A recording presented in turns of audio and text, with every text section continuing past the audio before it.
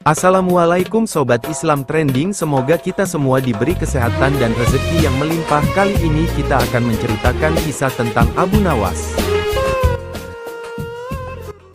Abu Nawas lapang dada kendati dihina dan dicaci sesama penyair Al-Kisah. Salah seorang penyair dengan terang-terangan mencaci, mengejek, dan menghina Abu Nawas. Tentu ia melakukannya tidak di hadapan Abu Nawas secara langsung. Dalam kisah ini nama penyair ini tidak disebutkan. Namun, peristiwa itu pun akhirnya sampai juga di telinga Abu Nawas. Abu Nawas biasa saja, sepertinya ia telah menyusun rencana yang matang.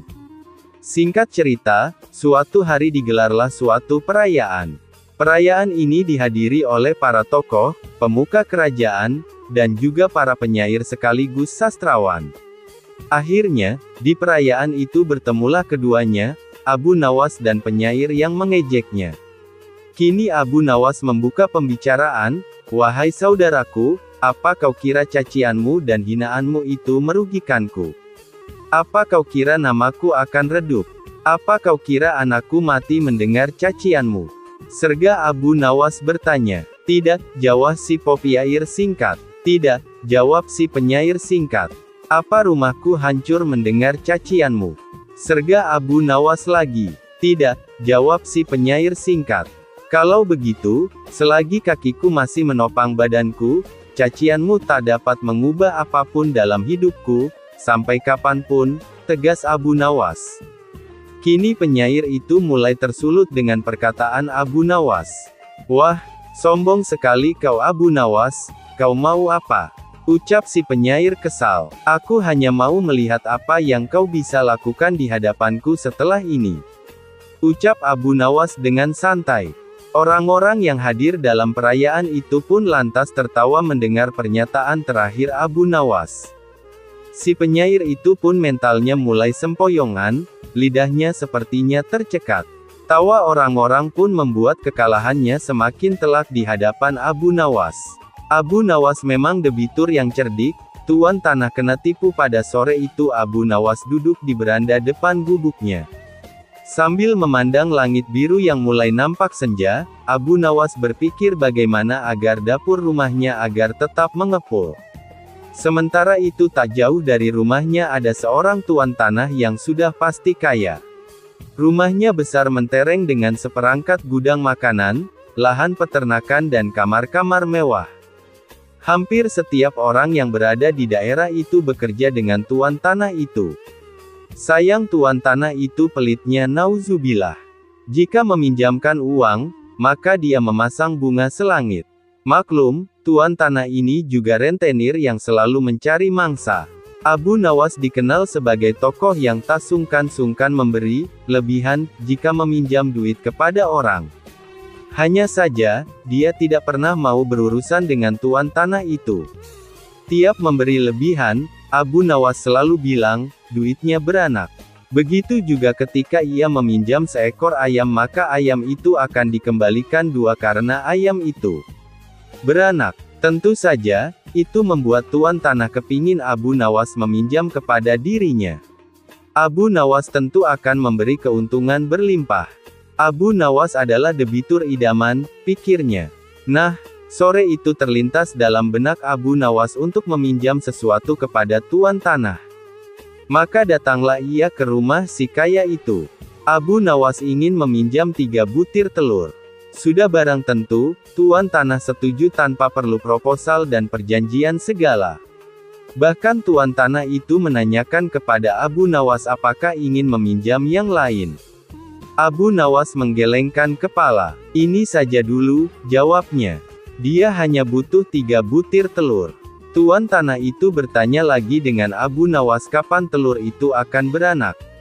Abu Nawas menjawab itu tergantung dengan keadaan. 5 hari kemudian, Abu Nawas kembali ke rumah tuan tanah itu untuk mengembalikan telur 3 menjadi 5 butir. Melihat 5 butir telur betapa senangnya tuan tanah itu, lalu menanyakan kepada Abu Nawas apakah ia akan meminjam lagi. Abu Nawas lalu meminjam piring tembikar sebanyak 2 buah. Tuan tanah itu memberikan dengan senang hati dan berharap piringnya itu menjadi banyak. 5 hari kemudian Abu Nawas datang dengan membawa 3 piring tembikar. Walaupun tidak sesuai dengan yang diharapkan, tetapi hati tuan tanah cukup gembira karena 2 piring dulu hanya melahirkan 1 anak saja. Tak mengapa, pikir sang tuan tanah, karena bisa saja orang mempunyai anak tunggal bahkan tidak memiliki anak. Abu Nawas dan tuan tanah itu sama-sama senang. Oleh karena itu tuan tanah meminjamkan uang senilai 1000 dinar. Jumlah yang sangat besar, gaji buat seluruh karyawan dan pekerjanya selama 1 bulan. Tuan tanah itu berangan-angan bahwa uang yang dipinjam Abu Nawas nanti akan diapakan karena akan banyak beranak. Tuan tanah itu menanti dengan tidak sabar. Ditunggu selama 5 hari, Abu Nawas tidak kunjung datang. Hampir 1 bulan, Abu Nawas juga tidak datang. Saat tuan tanah bermaksud mengirim debt collector, Abu Nawas tiba-tiba nongol. Mulanya tuan tanah gembira. Tapi begitu Abu Nawas selesai menjelaskan persoalannya, tuan tanah jadi marah bukan kepalang. Sayang sekali tuan, uang yang saya pinjam itu, bukannya beranak, malah 3 hari kemudian mati mendadak, kata Abu Nawas. Mendengar kata-kata itu betapa geramnya tuan tanah. Hampir saja Abu Nawas dihajar anak buah tuan tanah. Untung saja ada teman-teman Abu Nawas yang baru pulang dari bekerja melerainya. Tuan tanah itu mengadukan kepada pengadilan dengan harapan Abu Nawas akan digantung. Pengadilan pun digelar. Abu Nawas membeberkan semua duduk permasalahannya. Demikian juga tuan tanah itu menjelaskan. Pengadilan pun memutuskan cukup rasional. Kalau sesuatu bisa beranak sudah pasti bisa mati. Dan Abu Nawas telah menjalankan lakonnya dengan baik. Adapun tuan tanah yang tamak itu telah tertipu karena wataknya sendiri yang kikir, tamak, pelit. Tugas yang mustahil Abu Nawas belum kembali. Kata istrinya ia bersama seorang pendeta dan seorang ahli yoga sedang melakukan pengembaraan suci. Padahal saat ini Baginda amat membutuhkan bantuan Abu Nawas. Beberapa hari terakhir ini Baginda merencanakan membangun istana di awang-awang. Karena sebagian dari raja-raja negeri sahabat telah membangun bangunan-bangunan yang luar biasa. Baginda tidak ingin menunggu Abu Nawas lebih lama lagi. Beliau mengutus beberapa orang kepercayaannya untuk mencari Abu Nawas. Mereka tidak berhasil menemukan Abu Nawas karena Abu Nawas ternyata sudah berada di rumah ketika mereka baru berangkat. Abu Nawas menghadap Baginda Raja Harun al-Rashid. Baginda amat riang. Saking gembiranya beliau mengajak Abu Nawas bergurau. Setelah saling tukar-menukar cerita-cerita lucu, lalu Baginda mulai mengutarakan rencananya. Aku sangat ingin membangun istana di awang-awang agar aku lebih terkenal di antara raja-raja yang lain. Adakah kemungkinan keinginanku itu terwujud, wahai Abu Nawas? Tidak ada yang tidak mungkin dilakukan di dunia ini Paduka yang mulia, kata Abu Nawas berusaha mengikuti arah pembicaraan Baginda. Kalau menurut pendapatmu hal itu tidak mustahil diwujudkan maka aku serahkan sepenuhnya tugas ini kepadamu, kata Baginda puas. Abu Nawas terperanjat, lah menyesal telah mengatakan kemungkinan mewujudkan istana di awang-awang. Tetapi nasi telah menjadi bubur. Kata-kata yang telah terlanjur didengar oleh Baginda tidak mungkin ditarik kembali. Baginda memberi waktu Abu Nawas beberapa minggu. Rasanya tak ada yang lebih berat bagi Abu Nawas kecuali tugas yang diembannya sekarang. Jangankan membangun istana di langit, membangun sebuah gubuk kecil pun sudah merupakan hal yang mustahil dikerjakan. Hanya Tuhan saja yang mampu melakukannya. Begitu gumam Abu Nawas. Hari-hari berlalu seperti biasa. Tak ada yang dikerjakan Abu Nawas kecuali memikirkan bagaimana membuat Baginda merasa yakin kalau yang dibangun itu benar-benar istana di langit. Seluruh ingatannya dikerahkan dan dihubung-hubungkan. Abu Nawas bahkan berusaha menjangkau masa kanak-kanaknya. Sampai ia ingat bahwa dulu ia pernah bermain layang-layang. Dan inilah yang membuat Abu Nawas girang. Abu Nawas tidak menyia-nyiakan waktu lagi, lah bersama beberapa kawannya merancang layang-layang raksasa berbentuk persegi 4. Setelah rampung baru Abu Nawas melukis pintu-pintu serta jendela-jendela dan ornamen-ornamen lainnya. Ketika semuanya selesai, Abu Nawas dan kawan-kawan menerbangkan layang-layang raksasa itu dari suatu tempat yang dirahasiakan. Begitu layang-layang raksasa berbentuk istana itu mengapung di angkasa, penduduk negeri gempar. Baginda Raja girang bukan kepalang. Benarkah Abu Nawas berhasil membangun istana di langit? Dengan tidak sabar beliau didampingi beberapa orang pengawal bergegas menemui Abu Nawas. Abu Nawas berkata dengan bangga, "Paduka yang mulia, istana pesanan Paduka telah rampung." "Engkau benar-benar hebat wahai Abu Nawas," kata Baginda memuji Abu Nawas. "Terima kasih Baginda yang mulia," kata Abu Nawas, "lalu bagaimana caranya aku ke sana?" tanya Baginda. "Dengan tambang, Paduka yang mulia," kata Abu Nawas. "Kalau begitu siapkan tambang itu sekarang. Aku ingin segera melihat istanaku dari dekat," kata Baginda tidak sabar. "Maafkan hamba Paduka yang mulia. Hamba kemarin lupa memasang tambang itu. Sehingga seorang kawan hamba tertinggal di sana dan tidak bisa turun," kata Abu Nawas. "Bagaimana dengan engkau sendiri Abu Nawas? Dengan apa engkau turun ke bumi?" tanya Baginda. "Dengan menggunakan sayap Paduka yang mulia," kata Abu Nawas dengan bangga. "Kalau begitu buatkan aku sayap supaya aku bisa terbang ke sana," kata Baginda. "Paduka yang mulia, sayap itu hanya bisa diciptakan dalam mimpi," kata Abu Nawas menjelaskan. "Engkau berani mengatakan aku gila sepertimu?" tanya Baginda sambil melotot. "Ya, Baginda, kurang lebih seperti itu," jawab Abu Nawas tangkas. "Apa maksudmu?" tanya Baginda lagi. Baginda tahu bahwa membangun istana di awang-awang adalah pekerjaan yang mustahil dilaksanakan. Tetapi Baginda tetap menyuruh hamba mengerjakannya. Sedangkan hamba juga tahu bahwa pekerjaan itu mustahil dikerjakan, tetapi hamba tetap menyanggupi titah Baginda yang tidak masuk akal itu, kata Abu Nawas berusaha meyakinkan Baginda.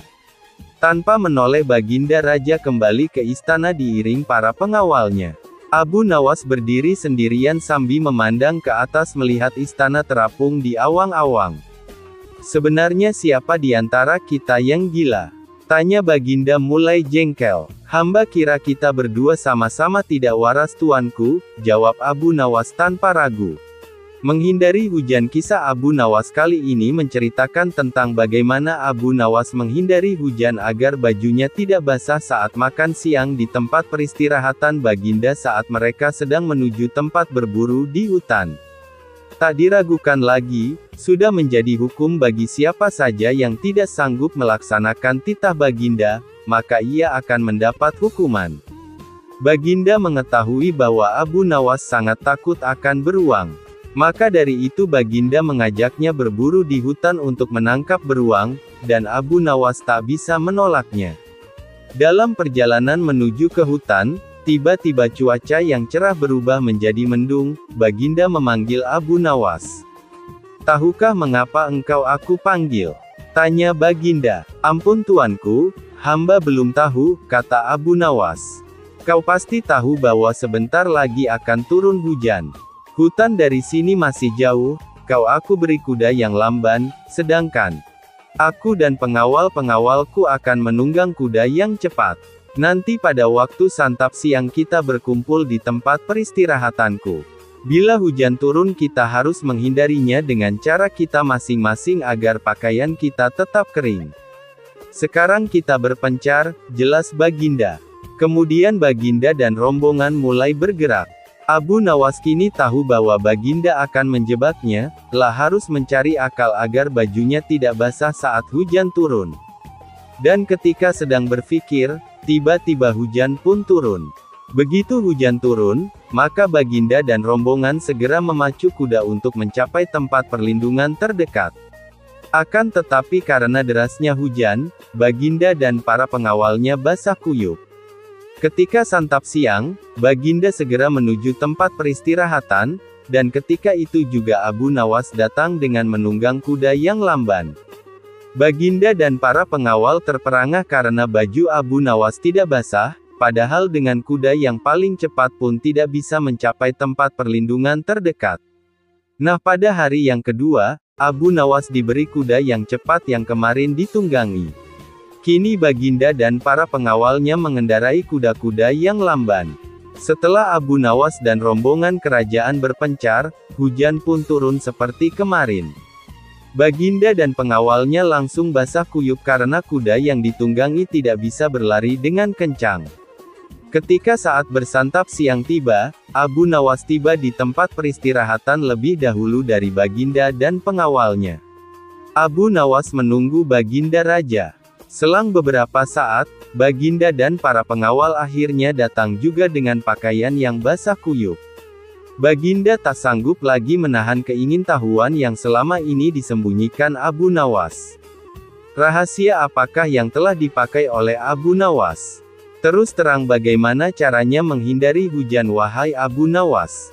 Tanya Baginda. Mudah tuanku yang mulia, jawab Abu Nawas dengan tersenyum. Sedangkan aku dengan kuda yang cepat saya tidak sanggup mencapai tempat berteduh terdekat, apalagi dengan kuda yang lamban ini, kata Baginda. Hamba sebenarnya tidak melarikan diri dari hujan.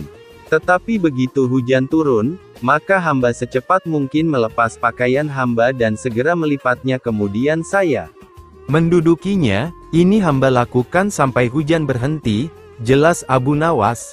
Ahaha, rupanya dengan diam-diam Baginda Raja mengakui lagi kecerdikan Abu Nawas.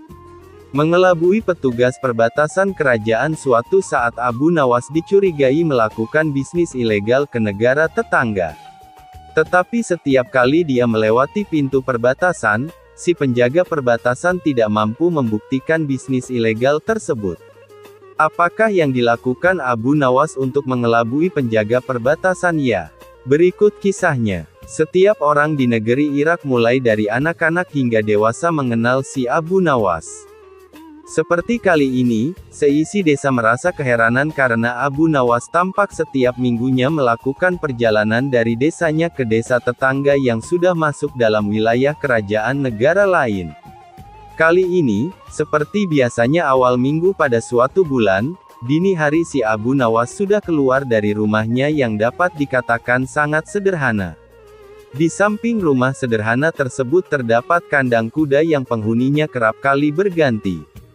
Seperti dini hari itu, Abu Nawas bersiap melakukan perjalanan menuju desa tetangganya sembari menunggang kuda. Keesokan harinya biasanya ia akan pulang ke desanya di negeri Irak tersebut sambil membawa banyak barang. Karuan saja kebiasaan ini menimbulkan pertanyaan bagi Pak Hamid, tetangganya. Sehingga sore itu ketika Abu Nawas pulang dari perjalanan tak urung ditanyakanlah perihal perniagaannya yang membuat warga sekampung bingung. Hai Abu Nawas, kemanakah engkau beberapa waktu ini? Kalau memang engkau memiliki perniagaan yang baik, tolonglah kau ajak kami, ungkap Pak Hamid.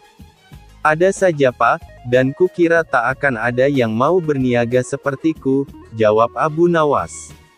Bulan berganti bulan, akhirnya Abu Nawas diduga telah melakukan bisnis yang dilarang.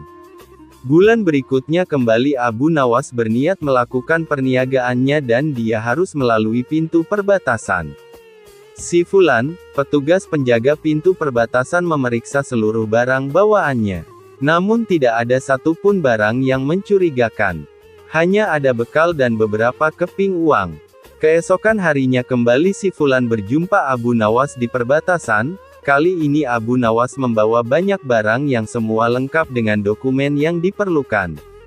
Fulan tidak dapat membuktikan perihal dugaan bisnis terlarang Abu Nawas. Bahkan karena seringnya perjumpaan tersebut, hubungan keduanya menjadi akrab sampai akhirnya si Fulan dipindahkan dari tempat kerjanya. Suatu waktu bertemulah dua orang yang telah lama tidak jumpa di suatu kesempatan yang tidak terduga. Si Fulan bukan lagi seorang penjaga pintu perbatasan dan dirinya sudah lama pensiun dari pekerjaan itu. Abu Nawas pun sekarang sudah dikenal sebagai saudagar dermawan yang berhasil. Pertemuan itu dilanjutkan dengan jamuan makan oleh Abu Nawas. Dalam kesempatan tersebut masing-masing bercerita tentang pengalaman yang telah mereka hadapi selama lebih kurang 20 tahun tak bertemu. Usaha apa yang engkau lakukan di masa itu saudaraku, karena aku mengetahui kau tidak membawa cukup uang. Tetapi ketika pulang tak hanya keperluan makan, tetapi juga barang lainnya kau bawa setelah pulang dari perniagaan yang tak sampai sehari semalam kau lakukan, tanya si Fulan. Karena mendengar hal itu, tertawalah Abu Nawas mengingat kebiasaan masa mudanya. Sebenarnya sangat mudah saudaraku, untuk mencari bukti dan tak perlu harus memeriksa semua barang bawaanku. Seperti engkau ketahui bahwa aku senantiasa pergi dengan mengendarai kuda. Tetapi ketika pulang aku hanya berjalan kaki dan disitulah usahaku, jawab Abu Nawas. Mendengar penjelasan itu mengertilah si Fulan. Yakni di masa itu Abu Nawas menjual kuda-kudanya di negeri tetangga dan pulangnya ia tukarkan dengan barang lainnya. Abu Nawas mengubah hidup orang dan menunjukkan cara melihat setan. Al-Kisah, suatu hari Abu Nawas sedang bepergian untuk suatu urusan. Tiba-tiba di tengah perjalanan ia melihat seorang pria mau melompat dari jembatan. Abu Nawas bergegas menghampirinya. "Jangan! Jangan!" teriak Abu Nawas agak ngos-ngosan. "Jangan lakukan itu," ujarnya lagi. "Mengapa di usiamu yang masih muda, berpikir untuk terjun ke dalam air yang sangat dingin itu?" tanyanya. "Karena saya bosan hidup," jawab laki-laki itu. "Nak, dengarkan saya. Jika kamu terjun ke dalam sungai itu, saya harus terjun juga menyusulmu untuk menyelamatkanmu. Air itu dingin sekali. Saya baru saja sembuh dari radang paru-paru.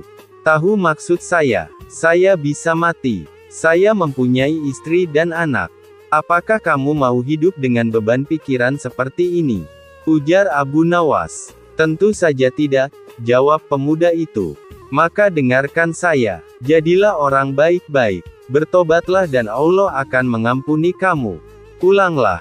Nah, dalam kesendirianmu dan di rumahmu yang sepi itu, gantunglah dirimu," ujar Abu Nawas seraya balik kanan, pergi.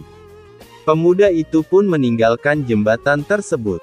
Dalam perjalanan selanjutnya, tiba-tiba seorang laki-laki menghampiri Abu Nawas. Laki-laki yang menemui Abu Nawas ini terkenal dengan kebejatannya.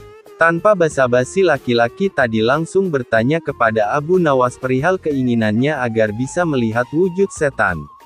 "Wahai Abu Nawas, aku ingin sekali memiliki kemampuan melihat setan.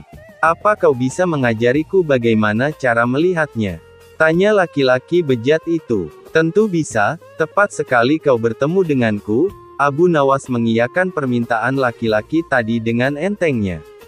"Kalau begitu tunjukkan kepadaku," ujar laki-laki itu. "Itu mudah sekali, apa kau memiliki cermin di rumah?" imbu Abu Nawas. "Tentu saja punya wahai Abu Nawas," jawab laki-laki tadi. "Jadi begini caranya, pandangi cerminmu betul-betul. Tak butuh waktu lama kau akan, jadi begini caranya, pandangi cerminmu betul-betul.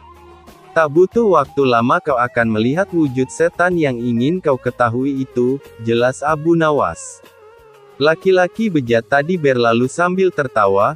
"Kurang ajar kau Abu Nawas," ucapnya tertawa ngakak. Abu Nawas ternyata perenang yang tangguh. Baginda berdecak kagum. Al-Kisah, pada suatu yang cerah Raja Harun al-Rasyid memanggil Abu Nawas. "Hari ini saya punya misi lain untukmu, Abu Nawas," titah Raja dengan wajah serius. "Apa yang harus saya kerjakan, Yang Mulia?" tanya Abu Nawas penuh tanda tanya. "Kau tahu bahwa kita punya teluk yang luas, bukan?" tanya Raja kemudian. "Menyedihkan sekali tak seorang pun pernah menyeberang teluk. Saya bertanya-tanya, apakah mungkin seorang manusia berenang ke seberang teluk?" lanjut Baginda Raja. Abu Nawas masih khusyuk mendengar titah selanjutnya. Ketika Baginda berujar, "Abu, saya butuh kau menjawab keingintahuanku. Saya mau kau mengambil misi ini sebagai tugas terhormat." Titah Raja akhirnya, "Tuan, saya bukan seorang perenang yang baik," kila Abu Nawas dengan wajah pucat. "Saya tahu," ucap Baginda mendesak. "Tapi setiap orang mengetahui kalau kau adalah pria terpintar di negeri ini. Kau harus dapat mengerjakan tugas ini, kata raja dengan nada memaksa. Abu Nawas tidak bisa berkutik. Dia tergagap. Kemudian dengan sangat terpaksa dia berujar, "Ya, saya akan mengerjakannya, Yang Mulia." Pertemuan selesai. Abu Nawas menggerutu begitu meninggalkan istana. Kepalanya tiba-tiba menjadi berat. Susah diajak berpikir. Asam lambungnya juga naik, tanda stres sedang hinggap. Selanjutnya si cerdik ini berjalan gontai ke pantai, lalu memandangi teluk yang luas itu. Beberapa kali ia menarik nafas dalam-dalam. Pikirannya masih kalut, ketika ia akhirnya duduk di bawah sebuah pohon palem. Dia mencoba mencari ide menyiasati misi yang mustahil itu. Pada waktu itu ia melihat pakaian anak-anak tergeletak di atas bebatuan di sampingnya. Di mana anak itu? Mereka pasti berenang di pantai, gumam Abu Nawas. Seketika itu juga, kepala Abu Nawas tiba-tiba enteng. Asam lambungnya normal-normal saja. Cuma hanya kepingin makan yang enak-enak. Senyumnya pun terkembang. Nampaknya ia telah menemukan ide cemerlang. Abu Nawas lalu pulang dan bangun pagi-pagi sekali pada hari berikutnya. Dia segera pergi ke pantai. Sambil tersenyum, Abu Nawas melepaskan pakaian dan cincinnya lalu meletakkannya di pasir, lalu juga melepaskan sepatunya dan meletakkannya di samping pakaiannya. Setelah itu, Abu Nawas kembali lagi ke rumah. 1 jam kemudian raja dan para menterinya datang ke pantai. Mereka terkaget-kaget ketika mengetahui ada pakaian Abu Nawas yang teronggok di atas pasir. Mereka pun berspekulasi, Abu Nawas sedang berenang mengarungi laut untuk mencapai teluk. Luar biasa, ini orang, gumam Baginda geleng-geleng kepala. Tapi sebagian dari mereka meragukan kalau Abu Nawas yang punya kemampuan berenang pas-pasan berani mengarungi laut. Untuk membuktikan rasa penasaran, mereka semua akhirnya sepakat untuk mendatangi rumah Abu Nawas. Sampai di rumah Abu Nawas, raja dan para menteri hanya ditemui oleh istrinya, lalu mengatakan kalau Abu Nawas meninggalkan rumah pagi hari sebelumnya. Kemarin ia mengatakan padaku bahwa ia akan berenang menyeberangi teluk.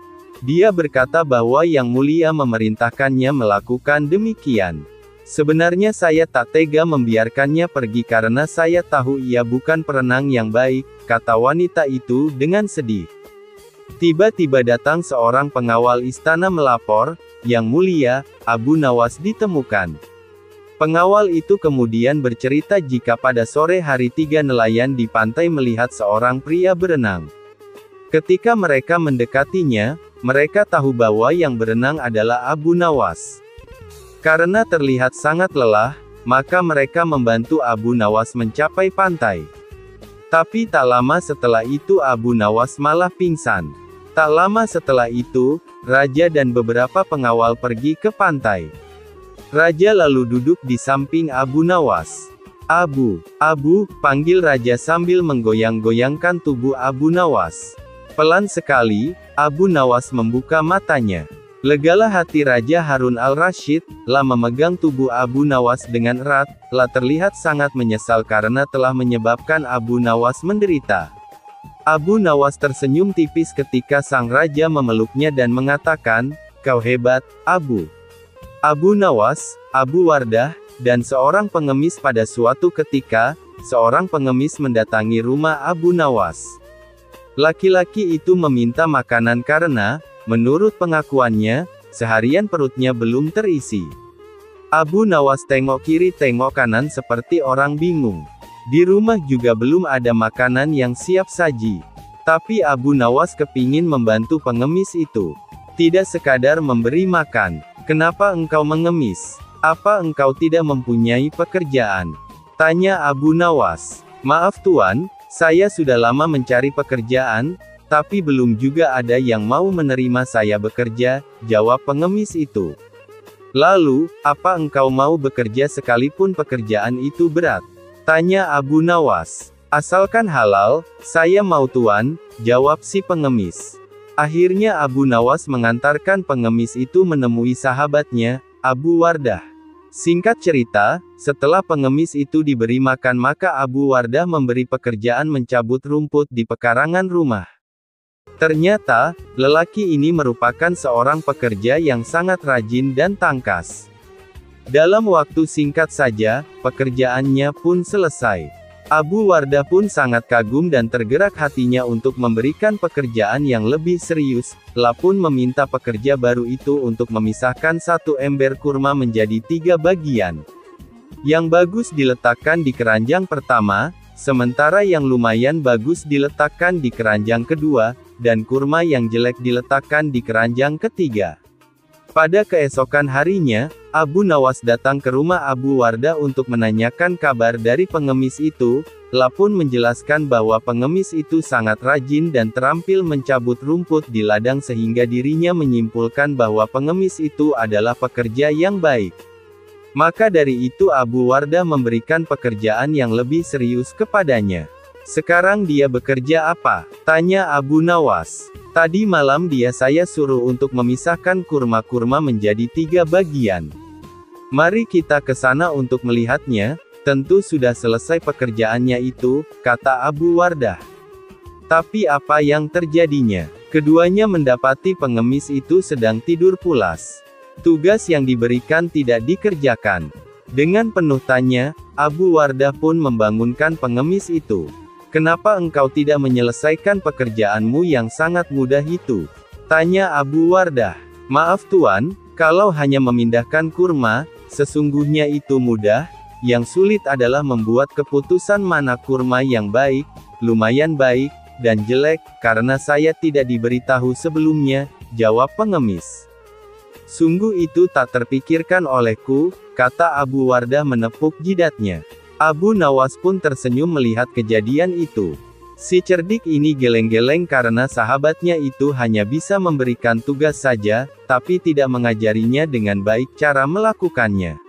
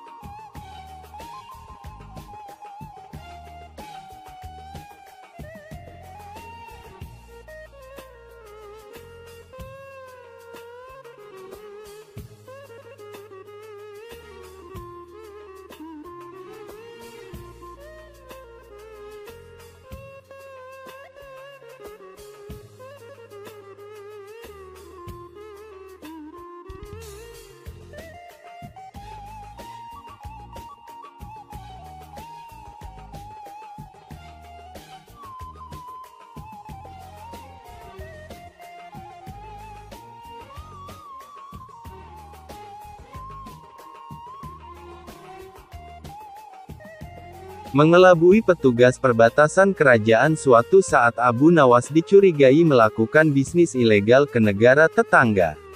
Tetapi setiap kali dia melewati pintu perbatasan, si penjaga perbatasan tidak mampu membuktikan bisnis ilegal tersebut.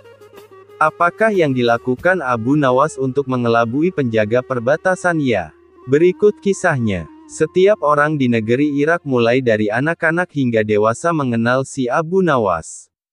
Seperti kali ini, seisi desa merasa keheranan karena Abu Nawas tampak setiap minggunya melakukan perjalanan dari desanya ke desa tetangga yang sudah masuk dalam wilayah kerajaan negara lain. Kali ini, seperti biasanya awal minggu pada suatu bulan, dini hari si Abu Nawas sudah keluar dari rumahnya yang dapat dikatakan sangat sederhana. Di samping rumah sederhana tersebut terdapat kandang kuda yang penghuninya kerap kali berganti.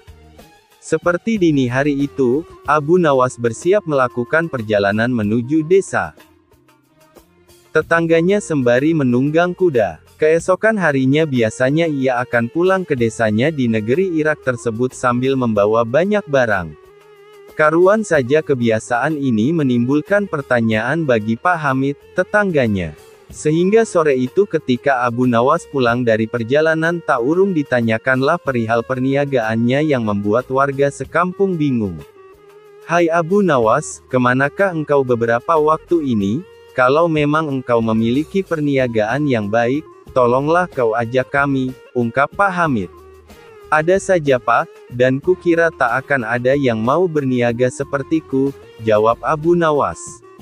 Bulan berganti bulan, akhirnya Abu Nawas diduga telah melakukan bisnis yang dilarang.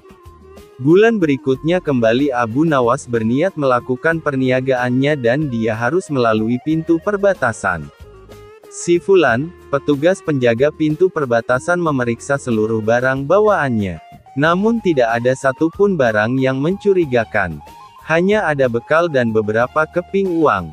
Keesokan harinya kembali si Fulan berjumpa Abu Nawas di perbatasan. Kali ini Abu Nawas membawa banyak barang yang semua lengkap dengan dokumen yang diperlukan. Fulan tidak dapat membuktikan perihal dugaan bisnis terlarang Abu Nawas. Bahkan karena seringnya perjumpaan tersebut, hubungan keduanya menjadi akrab sampai akhirnya si Fulan dipindahkan dari tempat kerjanya. Suatu waktu bertemulah dua orang yang telah lama tidak jumpa di suatu kesempatan yang tidak terduga.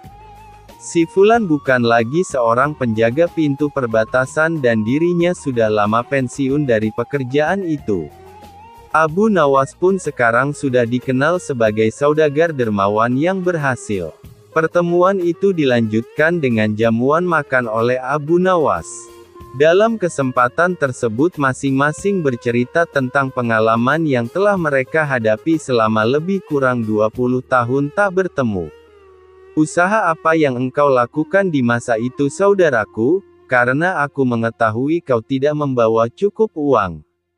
Tetapi ketika pulang tak hanya keperluan makan, tetapi juga barang lainnya kau bawa setelah pulang dari perniagaan yang tak sampai sehari semalam kau lakukan," tanya si Fulan. Karena mendengar hal itu, tertawalah Abu Nawas mengingat kebiasaan masa mudanya. "Sebenarnya sangat mudah saudaraku. Untuk mencari bukti dan tak perlu harus memeriksa semua barang bawaanku. Seperti engkau ketahui bahwa aku senantiasa pergi dengan mengendarai kuda. Tetapi ketika pulang aku hanya berjalan kaki dan disitulah usahaku," jawab Abu Nawas. Mendengar penjelasan itu mengertilah si Fulan. Yakni di masa itu Abu Nawas menjual kuda-kudanya di negeri tetangga dan pulangnya ia tukarkan dengan barang lainnya. Menghindari hujan. Kisah Abu Nawas kali ini menceritakan tentang bagaimana Abu Nawas menghindari hujan agar bajunya tidak basah saat makan siang di tempat peristirahatan baginda saat mereka sedang menuju tempat berburu di hutan. Tak diragukan lagi, sudah menjadi hukum bagi siapa saja yang tidak sanggup melaksanakan titah baginda, maka ia akan mendapat hukuman. Baginda mengetahui bahwa Abu Nawas sangat takut akan beruang. Maka dari itu baginda mengajaknya berburu di hutan untuk menangkap beruang, dan Abu Nawas tak bisa menolaknya. Dalam perjalanan menuju ke hutan, tiba-tiba cuaca yang cerah berubah menjadi mendung. Baginda memanggil Abu Nawas. "Tahukah mengapa engkau aku panggil?" tanya Baginda. "Ampun tuanku, hamba belum tahu," kata Abu Nawas. "Kau pasti tahu bahwa sebentar lagi akan turun hujan. Hutan dari sini masih jauh, aku beri kuda yang lamban, sedangkan aku dan pengawal-pengawalku akan menunggang kuda yang cepat. Nanti pada waktu santap siang kita berkumpul di tempat peristirahatanku. Bila hujan turun kita harus menghindarinya dengan cara kita masing-masing agar pakaian kita tetap kering. Sekarang kita berpencar," jelas Baginda. Kemudian Baginda dan rombongan mulai bergerak. Abu Nawas kini tahu bahwa Baginda akan menjebaknya, harus mencari akal agar bajunya tidak basah saat hujan turun.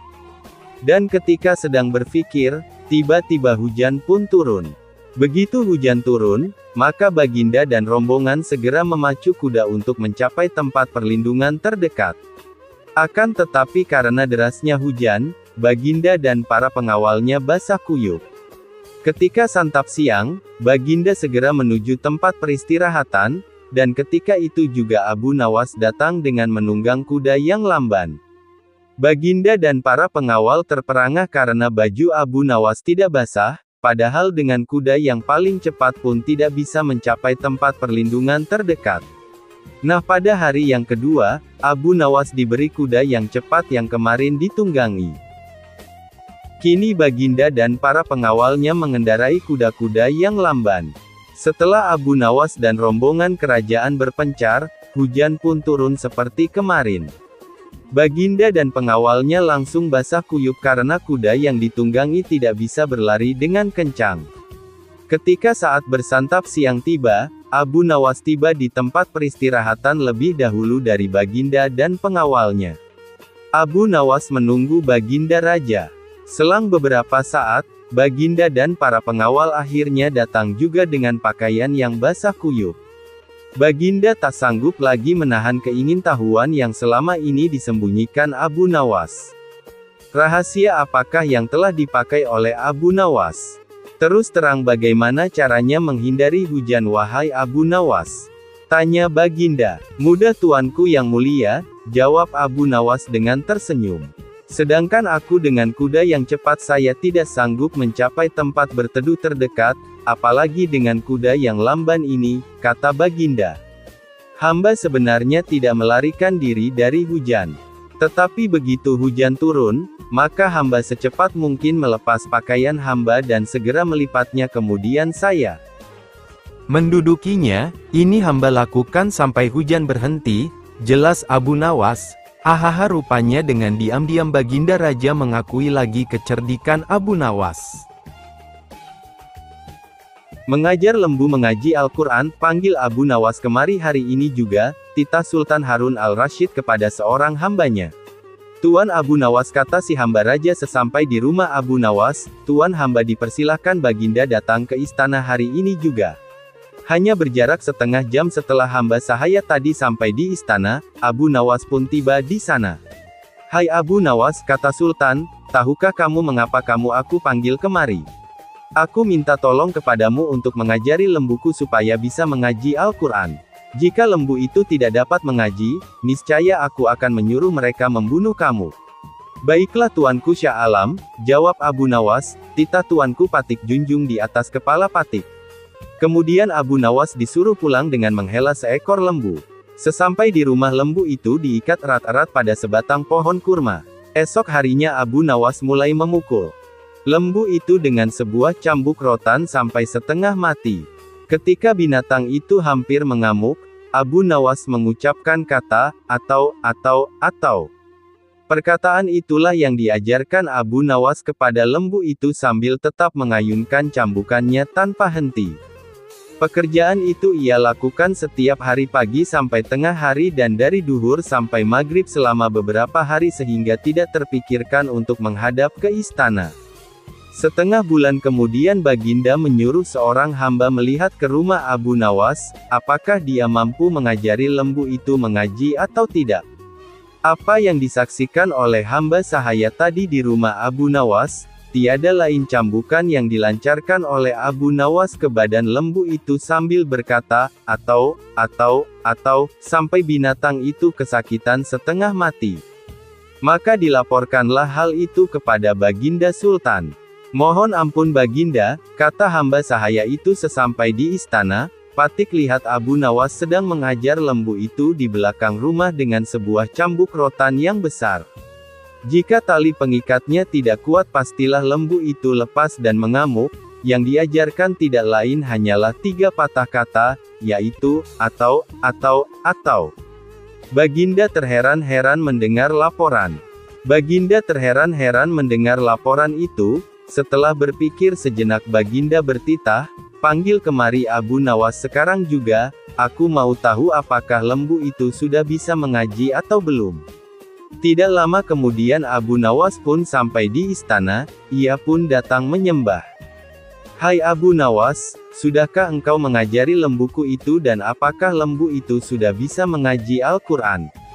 Tanya Baginda Sultan. Sudah bisa sedikit-sedikit, ya tuanku Syah Alam, jawab Abu Nawas. Tadi aku suruh seorang hamba melihat ke rumahmu, katanya engkau mengajari lembu itu kalimat, atau. Aku mau tahu apa artinya perkataan itu. Ampun keduli Syah Alam, kata Abu Nawas. Arti, atau, itu adalah jika bukan lembu yang mati, atau hamba, atau tuanku, atau tidak ada salah seorang yang mati, hamba tidak akan puas. Sebab sampai habis umurnya sekalipun, binatang itu tidak akan bisa mengaji Al-Quran. Itu sebabnya binatang itu hamba cambuk agar mati. Dengan demikian hamba senang karena pekerjaan hamba dapat selesai.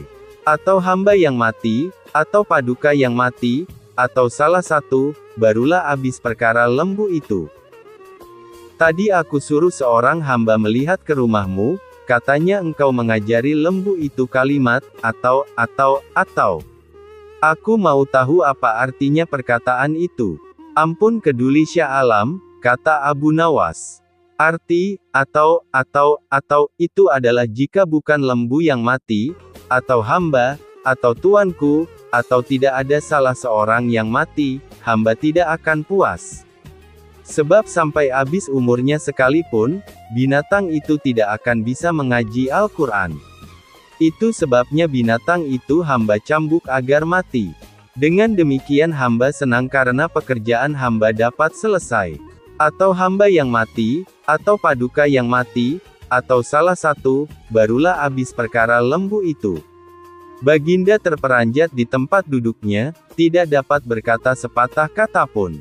Setelah tercenung sejenak, Baginda berkata, kalau begitu lembu itu boleh kamu ambil, atau kamu jual, atau kamu buat sate. Terima kasih banyak-banyak, ya tuanku Baginda Syah Alam, kata Abu Nawas sambil menyembah hingga kepalanya menyentuh tanah, lapun mohon diri pulang ke rumah dengan langkah ringan dan hati senang. Panah pembawa rezeki Abu Nawas memang cerdik, meskipun tak mempunyai kemampuan untuk melaksanakan titah sang raja, namun dia selalu berhasil melaksanakan tugasnya. Dan hadiah selalu menanti, sungguh rezeki yang tak disangka. Suatu ketika Abu Nawas diundang oleh Raja Harun ar-Rasyid untuk makan bersama, maka berangkatlah para pengawal kerajaan untuk menjemput Abu Nawas di rumahnya. Tak berapa lama kemudian Abu Nawas telah sampai di istana dengan pakaian sederhana saja. Abu Nawas langsung diajak berbincang di sebuah pendapa dengan berbagai jamuan makanan lengkap dengan minuman yang segar.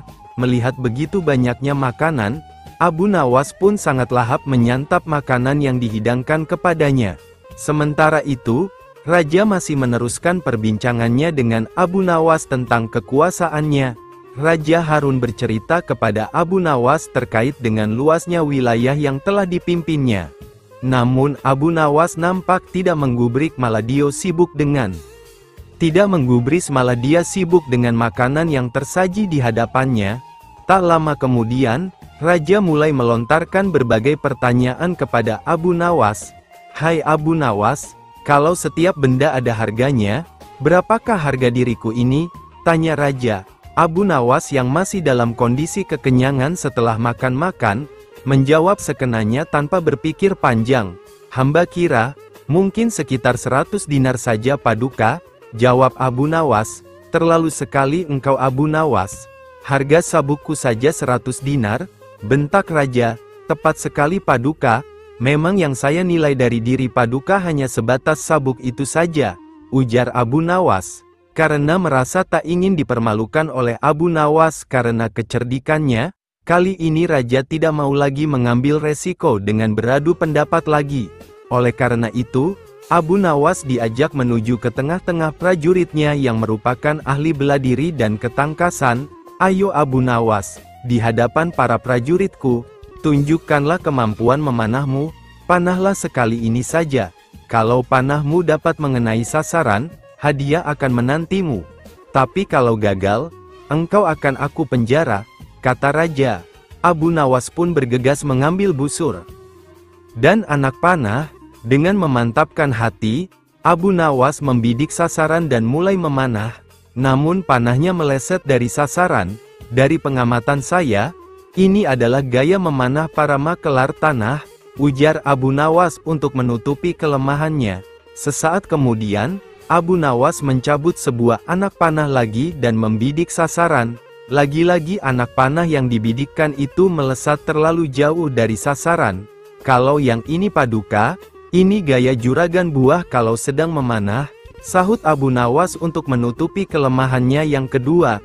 Untuk yang ketiga kalinya, Abu Nawas kembali mencabut anak panah dan mulai membidiknya. Namun kali ini kebetulan anak panah yang dibidikkan tersebut mengenai sasaran. Nah yang ini Paduka, ini baru gaya Abu Nawas kalau sedang memanah. Saya pun menunggu hadiah yang Paduka janjikan, kata Abu Nawas dengan gembira. Dengan tak bisa menyembunyikan tawanya, Paduka Raja lantas memberikan hadiah kepada Abu Nawas. Dengan kecerdikannya bermain kata-kata yang masuk logika, akhirnya Abu Nawas mendapat hadiah. Dia pun langsung mohon diri karena tak sabar untuk memberikan hadiah itu kepada istrinya. Menasehati hartawan zalim. Salah seorang pemuda menjadi kaya karena warisan dari orang tuanya. Kehidupannya drastis menjadi orang kaya dan hampir semua orang ingin berkawan dengannya. Berita akan kekayaan si pemuda ini cepat tersebar hingga ke pelosok desa, dan masyarakat kagum akan megahnya rumah yang dia bangun, ya karena memang tampak berbeda dengan rumah lainnya. Entahlah apa yang ada di hati si pemuda ini, hampir setiap hari dia mengadakan pesta di rumahnya. Karena dibujuk oleh beberapa teman agar menyajikan pesta yang lebih meriah dari hari ke hari, lama-kelamaan kekayaannya pun mulai menipis karena untuk pesta meriah yang diadakannya sendiri. Benar saja, hanya dalam waktu yang singkat, uang yang dimiliki pemuda tersebut telah habis, bahkan dirinya tak mampu lagi memberi gaji kepada pembantunya sendiri. Efeknya lagi, kawan-kawan mulai menjauhinya dengan perlahan-lahan pula. Pemuda tersebut benar-benar menjadi miskin dan hidup sebatang kara tanpa mendampinginya. Menjauhinya dengan perlahan-lahan pula. Pemuda tersebut benar-benar menjadi miskin dan hidup sebatang kara tanpa seorang pun yang mendampinginya. Pemuda itu berniat mendatangi Abu Nawas agar kembali mendapatkan berkah. Pemuda itu mengutarakan maksudnya, uang saya sudah habis dan kawan-kawan saya telah meninggalkanku, apa yang seharusnya aku lakukan, keluh pemuda itu. Jangan khawatir, segalanya akan normal kembali, tunggu saja beberapa hari ini, kau akan kembali tenang dan bahagia, tutur Abu Nawas. Jadi saya akan segera kembali kaya, kata pemuda itu girang. Bukan begitu maksudku, kau salah tafsir, maksudku dalam waktu yang tidak terlalu lama kau akan terbiasa menjadi orang yang miskin dan tidak mempunyai teman, jelas Abu Nawas kepada pemuda tersebut. Kemudian Abu Nawas menjelaskan bahwa apa yang diterima dan dialami oleh pemuda tersebut adalah akibat dari apa yang dilakukannya sendiri. Selain itu, dirinya pun tak pernah sekalipun untuk berusaha mengelola harta yang dimilikinya. Kisah Abu Nawas kali ini akan menceritakan tentang khutbah salat Jumat yang bertopik api neraka, Abu Nawas dikenal sebagai mubalik oleh tetangga dan warga sekitarnya, dan tak jarang ada orang yang berkunjung ke rumahnya hanya sekedar bersilaturahmi dan meminta petunjuk agar usaha yang dijalankannya berjalan lancar dan diridai Allah SWT. Namun satu hal pesan dari Abu Nawas ini, bahwa Abu Nawas tak bisa memberikan janji. Hanya saja dirinya mengingatkan agar selalu ingat kepada Allah SWT dengan jalan bersedekah. Hari Jumat telah tiba. Abu Nawas yang ditunjuk menjadi imam sekaligus khatib untuk memberikan ceramah pun bersiap berangkat ke masjid. Abu Nawas segera mandi dan berpakaian rapi. Setelah berpamitan dengan istrinya, Abu Nawas lalu melangkahkan kakinya menuju masjid. Tak lama kemudian, terdengar suara azan.